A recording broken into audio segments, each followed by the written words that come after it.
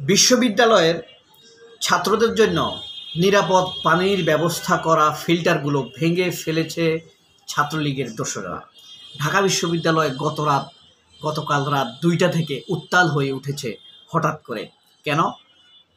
ছাত্রদল তাদের ১৮টি হলের ৫৯৩ সদস্যের পূর্ণাঙ্গ কমিটি গঠন করেছে এবং এবার যারা বঞ্চিত তারা স্লোগান দিতে শুরু করেছে ১ ২ ৩ ৪ ছাত্রলীগের ...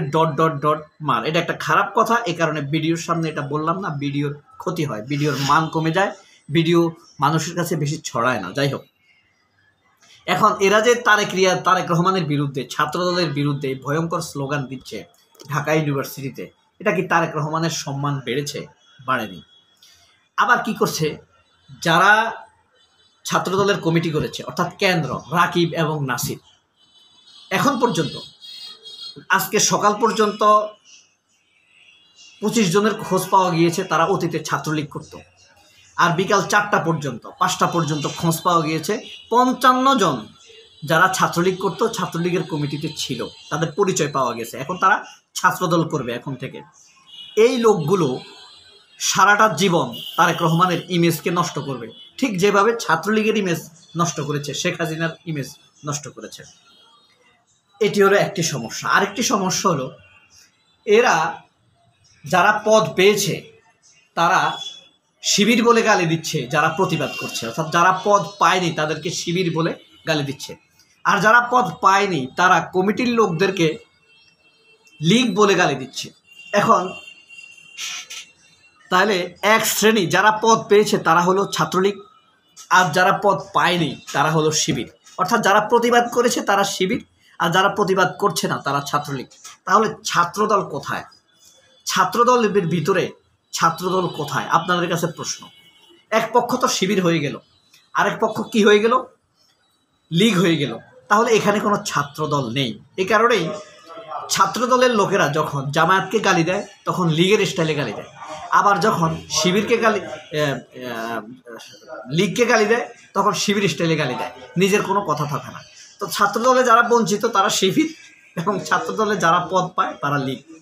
এখানে আসল ছাত্রদল নেই। প্রমাণ হলো না? এরপরে দেখেন তারেকের ইমেজ ধ্বংস হচ্ছে। সবচেয়ে মজার কথা হলো, প্রায় ৫৫ জন ছাত্রলীগের চিহ্নিত সদস্যকে, সন্ত্রাসীকে ছাত্রদলে পদ দিয়েছে আতিকার মতো করে। এমনকি শামসুন্নাহার, রোকেয়া হলে পর্যন্ত ছাত্রলীগের মেয়েদেরকে এনে পদ দিয়েছে ৫৫ জন। প্রতিটি পদের জন্য নাসির এবং রাকিব ১ কোটি টাকা নিয়েছে। ১ কোটি টাকা। এত মোটা অঙ্কের অফার করার কারণ কি? যেন এদের হাত ধরে ছাত্রলীগ ধীরে ধীরে অনুপ্রবেশ করার মাধ্যমে তারা আবার রিঅর্গানাইজড হতে পারে এদের মাধ্যমে। এই কারণে ছাত্রদল তাদেরকে এই সুযোগ করে দিবে, এই ভিত্তিতেই তাদের সাথে চুক্তিটি হয়েছিল। এখন কথা হলো, ছাত্রদল যে বলছে যারা পদ পেয়েছে তারা যে বঞ্চিতদেরকে শিবির বলছে, যাকে তাকে শিবির বলছে, এতে কি ছাত্রদলের লাভ হচ্ছে? কোনোভাবে লাভ হচ্ছে না। সকল ছাত্রদেরকে শিবির বানিয়ে দেওয়া হচ্ছে, অর্থাৎ শিবিরের দিকে ঠেলে দেওয়া হচ্ছে। ঠিক যেই কাজটি হাসিনা করেছে, হাসিনার পেটুয়া সন্ত্রাসী ছাত্রলীগ করেছে। তাহলে এখন যারা পদ পেয়েছে তারা হয়ে গেল লীগ, যারা পদ পায়নি তারা হয়ে গেল শিবির, যারা প্রতিবাদকারী তারা হয়ে গেল শিবির। এখন বঞ্চিতরা সবাই শিবির, এবং তারা এভাবে যেভাবে লীগের ইমেজকে ধ্বংস করত, তারা এখন দলের ইমেজকেও ধ্বংস করবে। যেভাবে হাসিনার ইমেজকে তারা ধ্বংস করেছে হাসিনার নির্দেশে, সেভাবেই করবে। খালেদা জিয়ার ইমেজকে নষ্ট করবে, যেভাবে জয়ের ইমেজকে নষ্ট করেছে সেভাবে তারেকের ইমেজকে তারা নষ্ট করবে।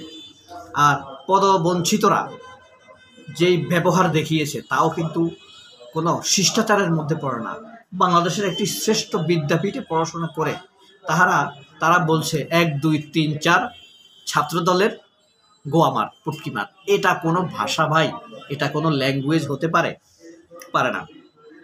তাইলে দেখা গেল বাংলাদেশে ফাইনাল কথা হলো ছাত্রদল নাই। এক পক্ষ গালি দিচ্ছে ইউ আর শিবির, আরেক পক্ষ গালি দিচ্ছে ইউ আর ছাত্রলীগ, আর বলছে সন্ত্রাস। তাহলে এক পক্ষ সন্ত্রাস আরেক পক্ষ হচ্ছে শিবির।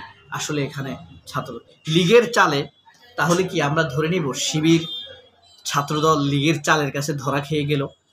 কারণ কি, একটি জাতির সৌন্দর্য উন্নয়নের সোপান প্রকাশ পায় তার আপনার ঐক্য প্রক্রিয়ার মাধ্যমে। একটা জাতি কত ঐক্যবদ্ধ তার মাধ্যমেই প্রকাশ পায় তার সেই জাতিটি কত উন্নতি লাভ করবে।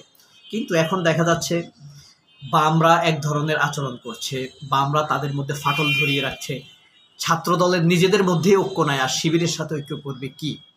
সুতরাং এখানেই ছাত্রলীগের বা আওয়ামী লীগের, সন্ত্রাসী ছাত্রলীগের চালের কাছে, ক্রাইমের কাছে হেরে গেছে শিবির, হেরে গেছে ছাত্রদল।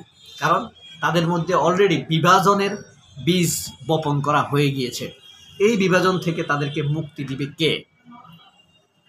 একটাই পথ আছে, সেটা হলো সৃজনশীল নেতৃত্বকে আনয়নের মাধ্যমে।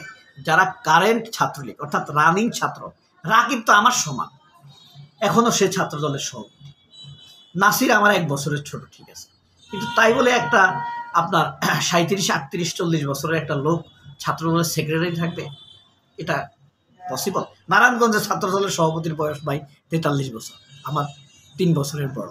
এরপরে আপনার এই কুষ্টিয়া ছাত্রলীগের সভাপতি আমি দেখছি, তার ছেলে ইন্টারমিডিয়েটে পড়ে, অনার্স ফার্স্ট ইয়ারে পড়ে।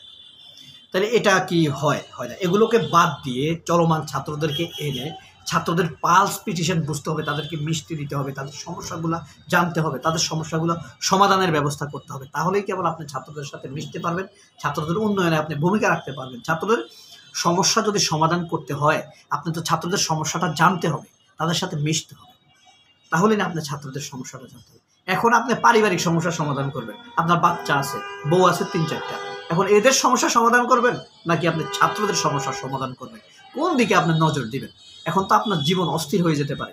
সো ওনারা যখন বিদায় নেবে, চলমান ছাত্রদেরকে যখন পদবিতে আনবে, তারা যেহেতু ছাত্র, তারা ছাত্রদের সমস্যাগুলো জানবে, ছাত্রদের সাথে থাকবে, মিশবে, হলে থাকবে, যাবে, ঘুরবে, মিটিং মিছিল করবে, ধীরে ধীরে তাদের সমস্যাগুলো জানবে এবং এই সমস্যাগুলো কিভাবে সমাধান করা যায় ভাববে, প্রশাসনের কাছে যাবে, বন্ধুপ্রতিম ছাত্র সংগঠনের সাথে আলাপ করবে কিভাবে সমস্যাগুলো সমাধান করা যায়। এই যে বাংলাদেশের একটা শ্রেষ্ঠ বিদ্যাপীঠ ঢাকা ইউনিভার্সিটিতে ভর্তি হয়েছে, আপনাদেরকে মা বাবা পাঠিয়েছে যে শ্রেষ্ঠ বিদ্যাপীঠে পড়বে, উচ্চতর শিক্ষা নেবে, কিন্তু আপনারা যেইভাবে স্লোগান দিচ্ছেন 1, 2, 3, 4 ছাত্রদলের ... এই ধরনের স্লোগানের মাধ্যমে আপনি তো নিজেকে কলুষিত করছেন, ইউনিভার্সিটি থেকে কলুষিত করছেন। ইউনিভার্সিটির মান মর্যাদা, স্টেজ, মানুষের মাঝে তাদের অবস্থা অনেক নিচে নেমে যাচ্ছে। এই পরিস্থিতিকে সরে আসতে ভাই ছাত্রদল ধরা না খাক, শিবির ধরা না খাক। সবাই ভালো থাকুক। আল্লাহ হাফেজ। আসসালামু আলাইকুম।